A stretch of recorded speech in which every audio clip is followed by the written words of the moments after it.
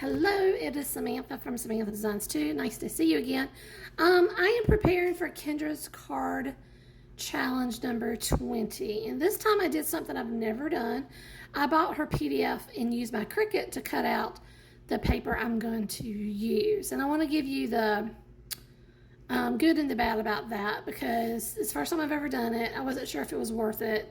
But anyway, here is the paper collection I'm using. This is actually 12 by 12, and her challenge is made to use up your 6 by 6 papers.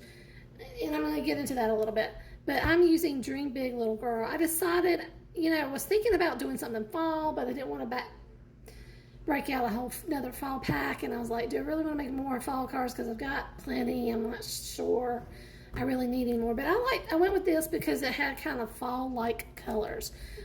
With the muted tones, the browns, the greens. There's a gold over here too. I thought maybe that would be good. And even this says Dream Big Little Girl. You could really use this for anyone, unless you really, start using the cut aparts. Then that might feel a little bit little girlish, but I didn't think it was that big a deal. Anyway, so I got it out. It uses about, if you purchase, here's one of the cons of using her files to cut out using like your Cricut or your Silhouette. I like that, and there's good reasons and bad reasons I like it. The first reason I really do, I think it's maybe not what you may want to do, is that it does use a good portion of your paper. So like it used probably the first maybe third of it. And so, or depending on how it was done, some of it was in a 6 by 6 grid, and so it usually is using a lot of it because the Cricut does leave a border around it, so it's not using all your paper to its best abilities. Number one. Number two, using a 12 by 12 piece of paper versus a 6 by 6 is that the design is bigger, so you may not like that as well. But what I do like about it is that now I know that all my pieces are cut out symmetrically. Like if you're using a piece from 1A or from B and then maybe D, they're all going to be the same size. When I cut them out myself, I could, err just a little bit shy of one way or the other, and so they're not always even. So that's kind of how that works. So here's all the things that cut out from the first, what would be your first piece of 6 by 6.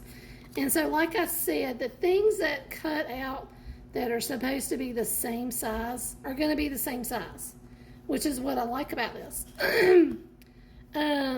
So it comes down to, will I ever do this again? I'm not sure I would. I'll be quite honest. And then for me, because I don't always have the exact dies to be the size circles that she's calling for, sometimes that can be a little bit wonky.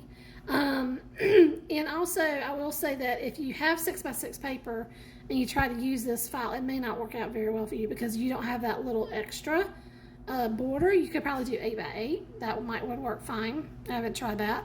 I don't have many 8 by 8 pads, so I just kind of wanted to share this with you, see if it, whatever, if anybody else has ever done this, what you thought of it. Again, for me, the biggest bang for the buck is that I know that everything is the correct size that it should be for the sketch. And it allows me to use my 12 by 12 papers instead of my 6 by 6, which I have plenty of those as well. So it's not like I'm, I only have 6 by 6 papers. So anyway, just a little bit of information. I wanted to share that with you. I will be showing you my cards soon as I make them. I'm not sure if I'm going to do what I've been doing recently, which is one here and there, or if I'm going to do all of them and then give them to you in succession every week. We'll see. We'll see. All right. Hope you have a great day, guys. Bye.